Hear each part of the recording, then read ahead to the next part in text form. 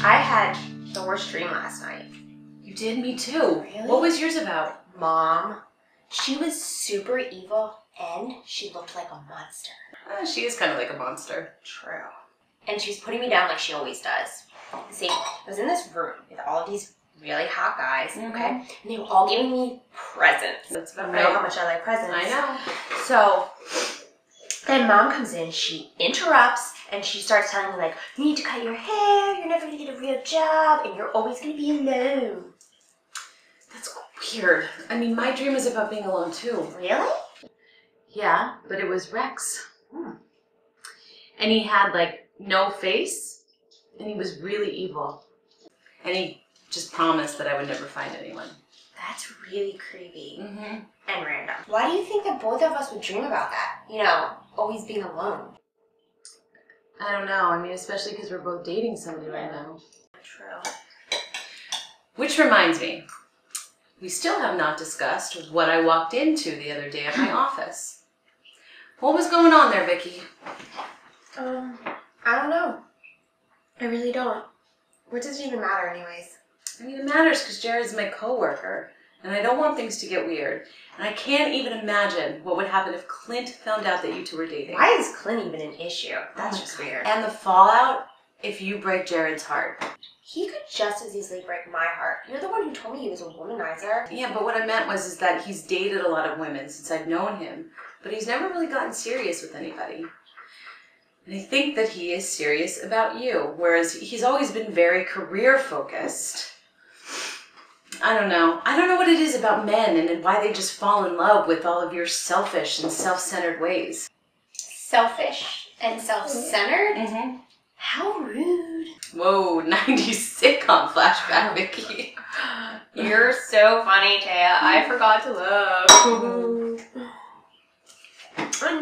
I'm really tired of you calling me selfish and self-centered all the time, especially after all the trouble that I went through to set you up with all of those guys. Not to mention that you found one that you actually liked. Yes, it's true. You've actually done one unselfish thing since you've lived here, even though it was completely twisted. It wasn't that twisted. Why don't we go ahead and just review the selfish things you've done? Here we go. Move in here without my permission. Get a job at my office when I specifically asked you not to. Start dating one of my coworkers when I specifically asked you not to. And what about the fact that you're working now and I haven't gotten money for, well, anything? Okay, fine. So, I still have a few things to work on, but let's not forget that I did help you get over Rex, and I did help you to start dressing like a hot woman instead of a crazy cat lady. Or should I say, dog lady? Really? Thanks. You know what? I think I'm going to start spending 20 minutes a day looking at myself in the mirror, telling myself how pretty I am, just like you do. I don't do that. I don't do that. What was that little love fest I walked in on last night with you in your mirror? Stop judging me. Weren't we like talking about Jared or something? Yes. Back to that. I was saying that Jared is a good guy. And like I said, he hasn't had a lot of serious relationships. And I would just hate to think that he believes that he was in a serious relationship when he isn't. I mean, do you even like him? Duh, of course I like him. I wouldn't date him if I didn't like him. And I don't really want to hurt him either. I mean, will you just lay off of me if I promise to take things slower with him? Yeah, I will. Not that they could get any slower. Oh my God, can we please not go down that road again? Listen, you just have to be upfront with him and don't lead him on. Okay. Okay. Are you going to tell me what happened in California? Why you left? I don't know. I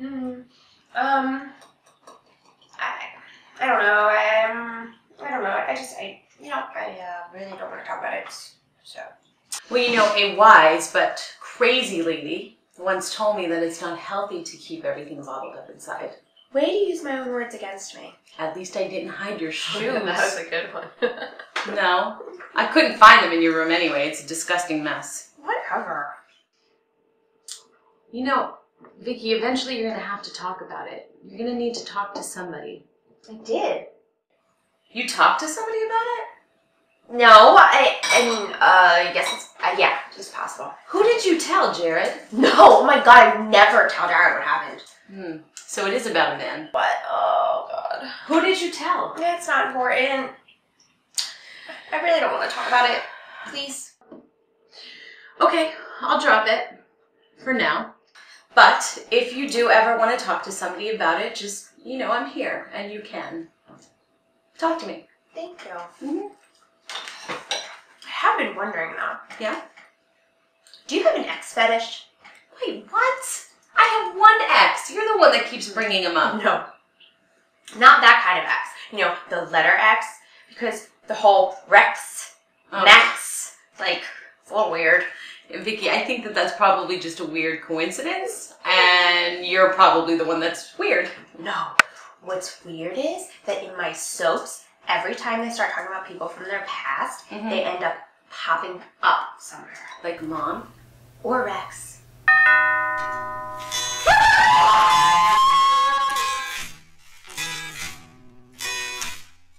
She can make a brother like me can't breathe. She writes the words that I speak.